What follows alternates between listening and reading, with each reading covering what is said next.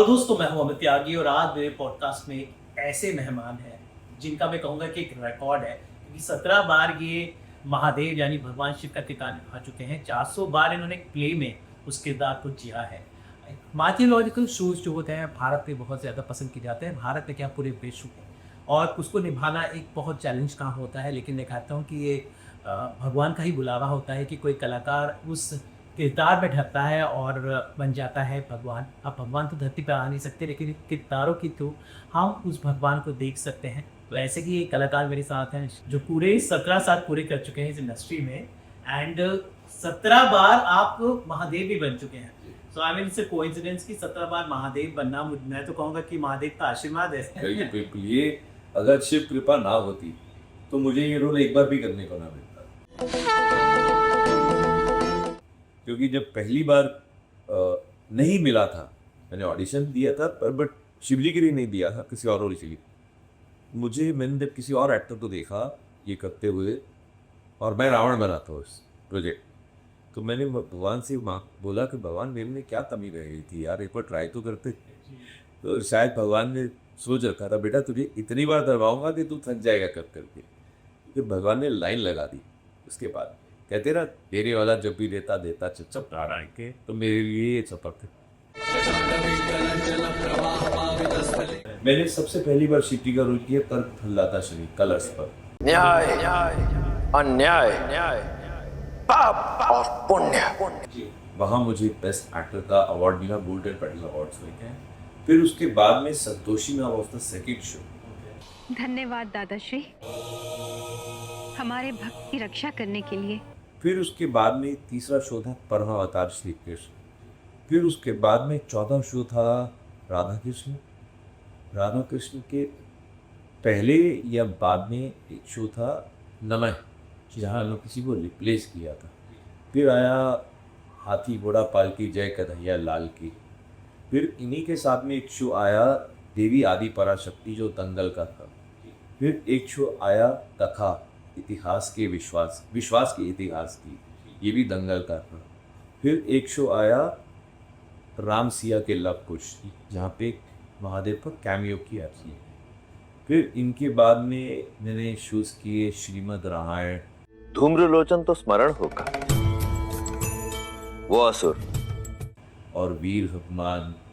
और फिर एक नया ऐप आया है कैप्टन टीवी के नाम से, जहाँ पर मैंने काल भैरव का रोल किया, जिसमें शिवजी और दाऊद का दोनों रोल करता हूँ, और महिषासुर मर्दिनी जो दुर्गा का एक और।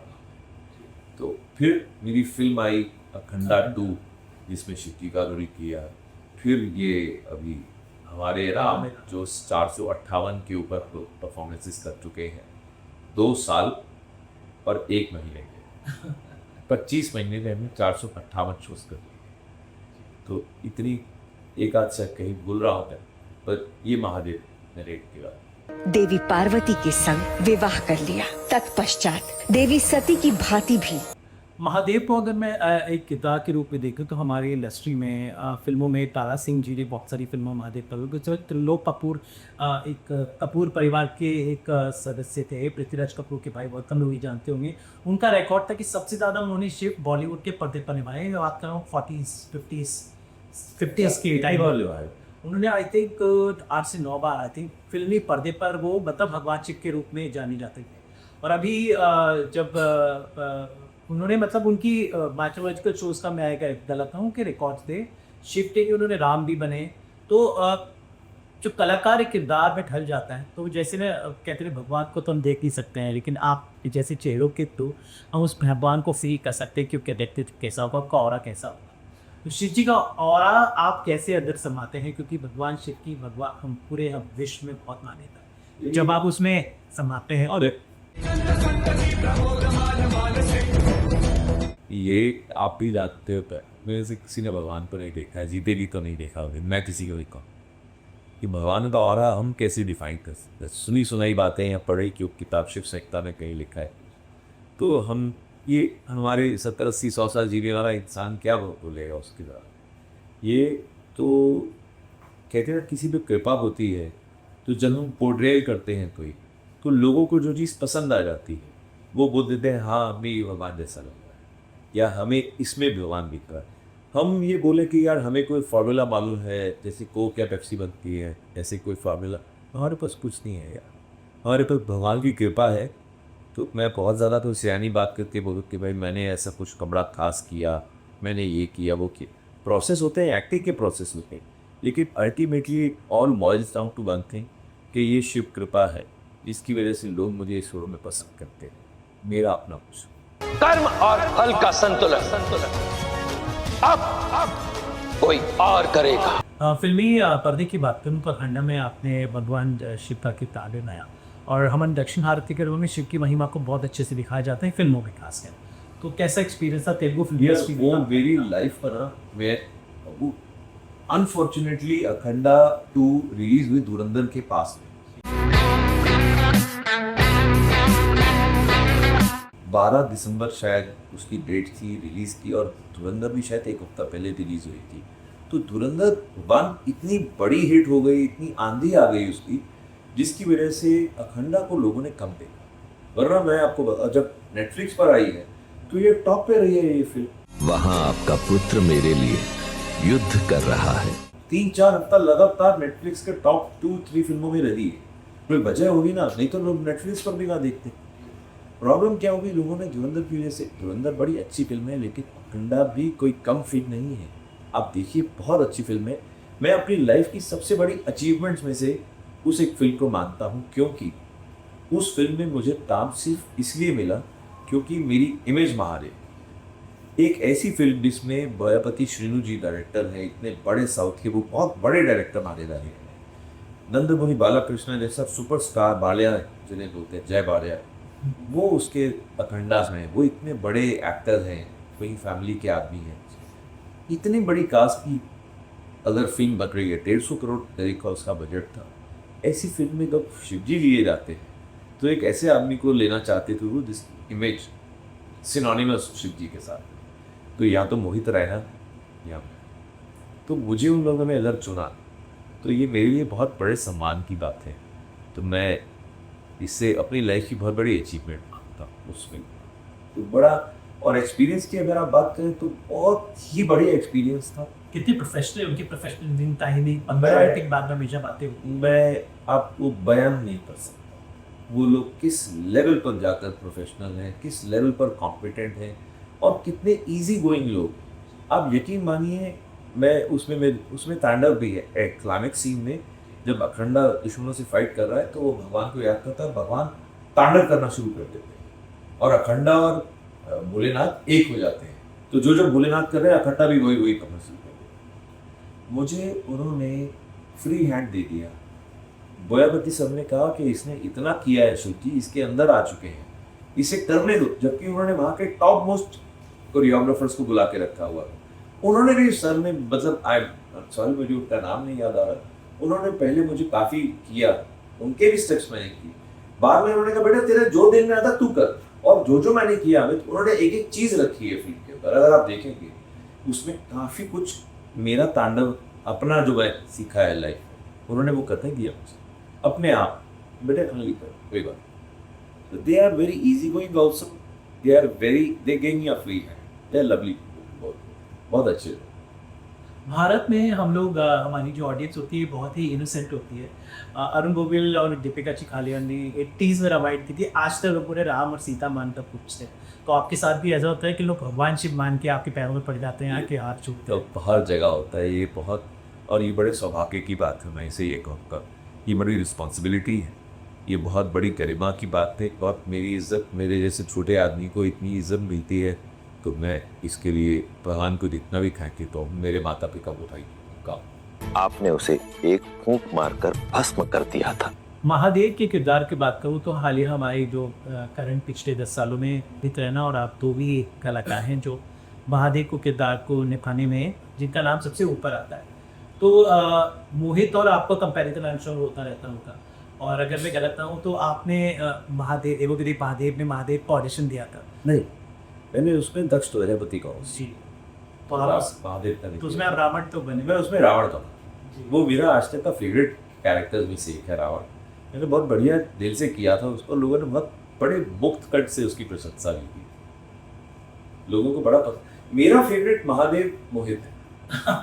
मेरा फेवरेट मैं खुद नहीं, मेरे फेवरेट तो मोहित ही है। मेरे लिए महादेव वो मुझे बड़े पसंद है। किंतु सत्य की खोज से अधिक महत्वपूर्ण है सत्य को स्वीकार करने योग्य बनना। मैं आपको दोस्तों एक बात बताता हूँ। एक बार एक शो के लिए, एक प्राइवेट शो था ब्यूटी पैकेट, तो मैं और अमित दुबई गए थे। आपको वो किस्सा बताना चाहिए होगा जी। तो वहाँ पर दुबई के आउटस्कर्ट्स पे एक मंदिर बना है, बहुत ही खूबसूरत, बहुत ही डिवाइन किस्म की जगह पर आई उन लोगों ने। स्वामी नारायण मंदिर में दोनों गए। तो हम लोगों का प्लान तो था वहाँ शूटिंग करने का, तो वहाँ कैमरा बिल्कुल अलाउड ही नहीं है।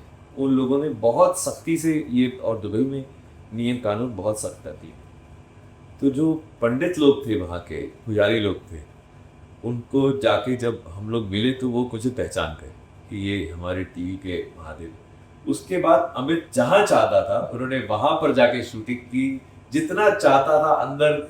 इन्होंने हर एक मंदिर में जा जाके हर भगवान के साथ में मेरी फोटो ली वहाँ पर। So that was a great experience. भगवान की कृपा थी, भगवान चाहते थे कि हम दिखाएं कि हम लोग हमारे देश से दूर भी एक दुबई में जाके सोचिए, हम लोग महादेव के मंदिर में जाके वहाँ शूटिंग करते हैं। जो अपने पराये की सीमा से उठकर पृथ्वी के सभी प्राणियों को।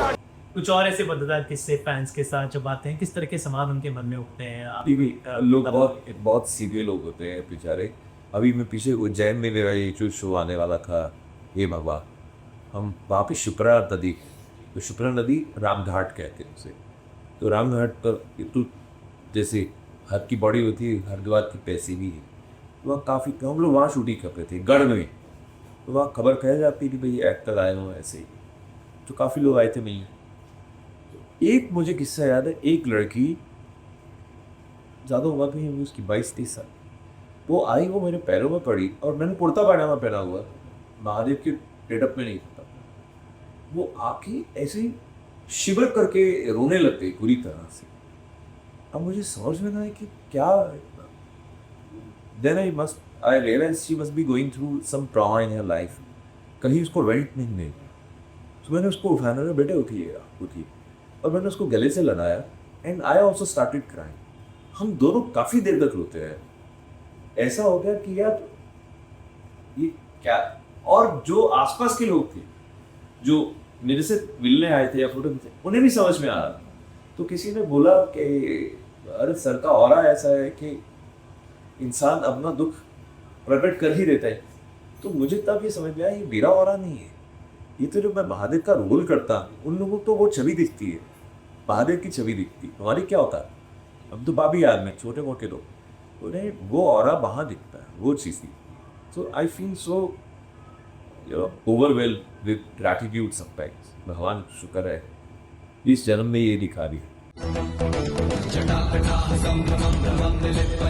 तरुण धना भी लोग महादेव के किरदार के रूप में जानते हैं, लेकिन इन्होंने बहुत सारे और भगवानों के भी किरदार निभाए हैं। तो मैं चाहता हूँ हमारे माइथोलॉजी में महादेव के अलावा और कौन से आपने पौराणिक भगवान तो नहीं, देव हैं, देवों के राजा है, देवेंद्र यानी इंद्रदेव का कैरेक्टर किया है, और हनुमान जी का रोल किया है। वो मेरा बड़ा फेवरेट कैरेक्टर है, राधा कृष्ण में हनुमान जी जो किए।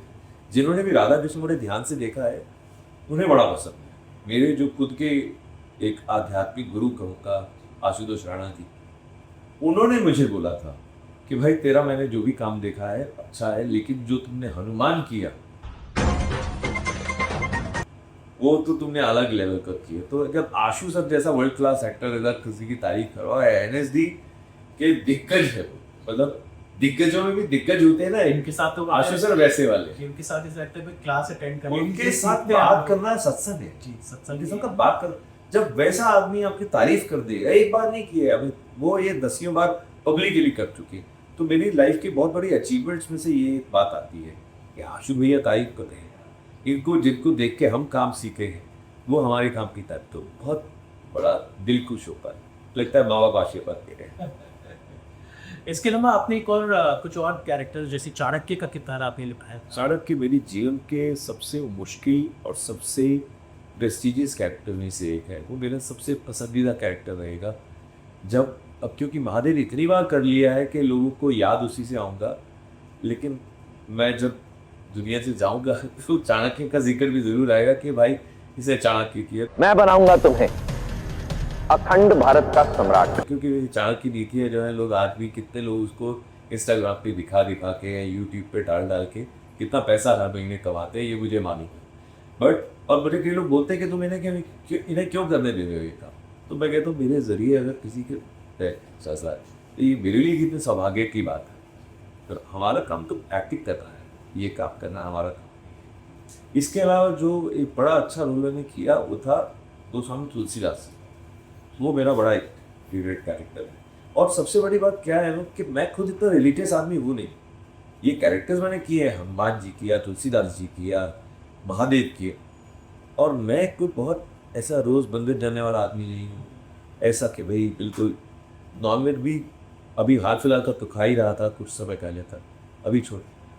तो ऐसा कोई बहुत पावक पंडित है बाकी मैं नहीं हूँ, लेकिन मुझे ऐसे रोज़ मिलते हैं कि शायद भगवान कुछ मेरे को संदेश दे रहा था।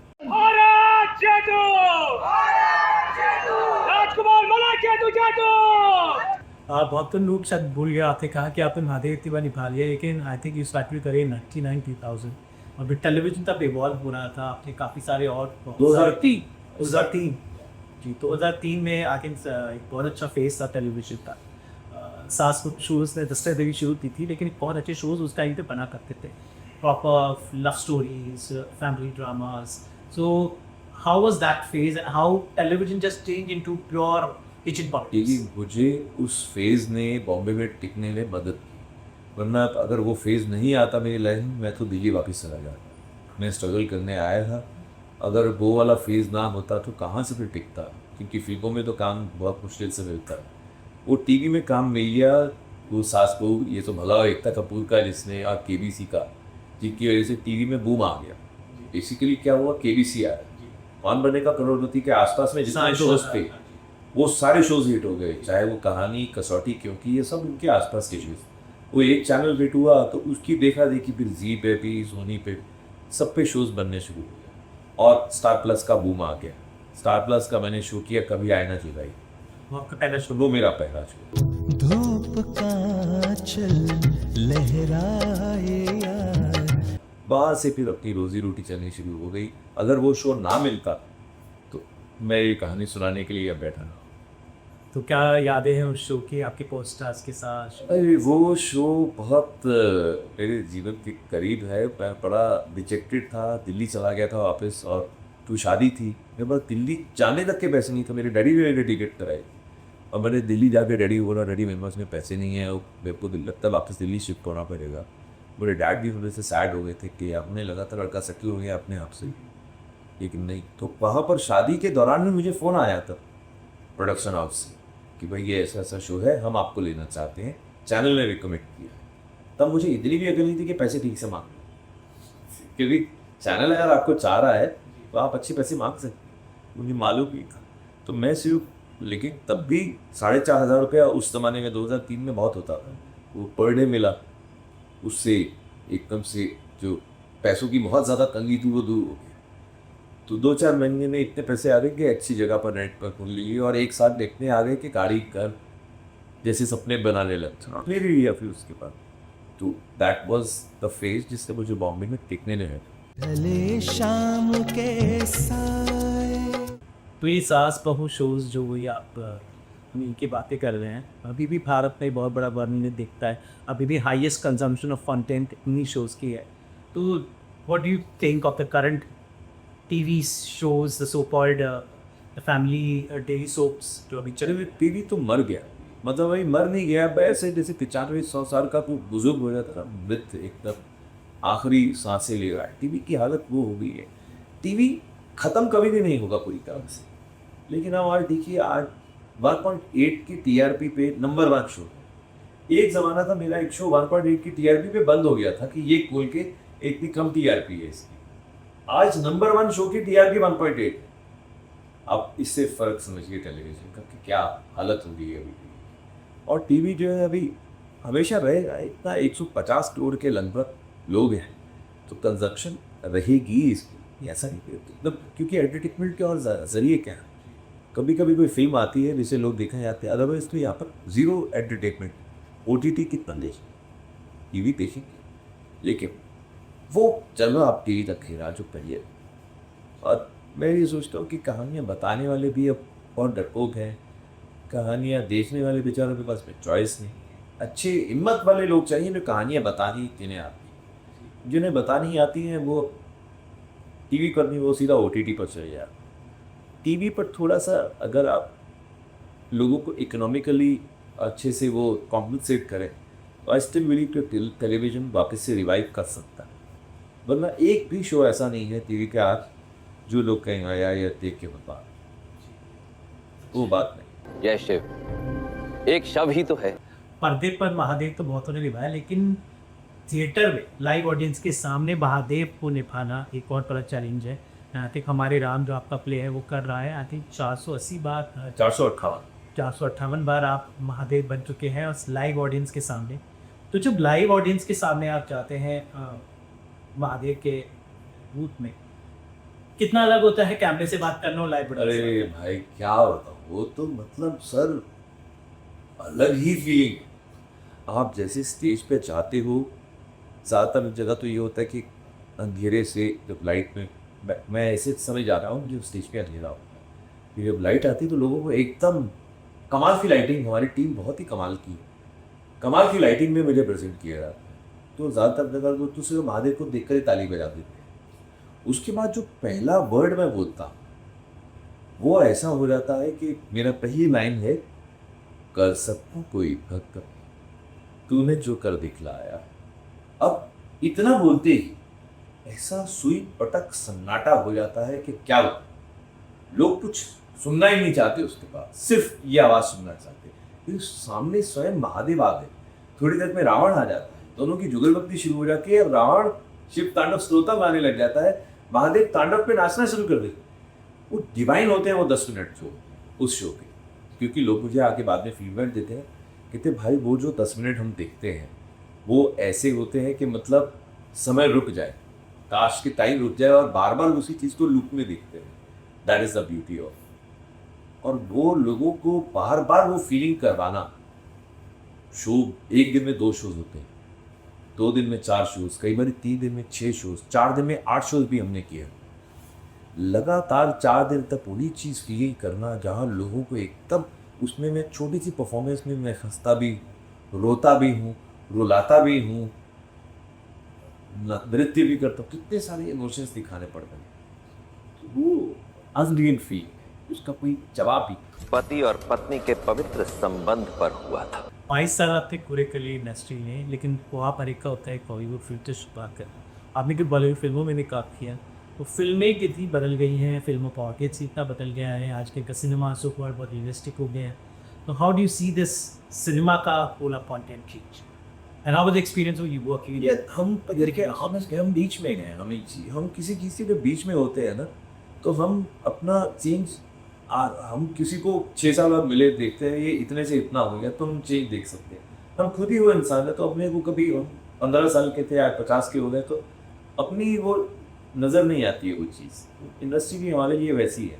ये एक आउटसाइडर से सवाल चल रहे तो हमें तो आज भी एक ही बात समझ में आती है कि जो कहानी दिल से बताई जाती है वही हिट करती है।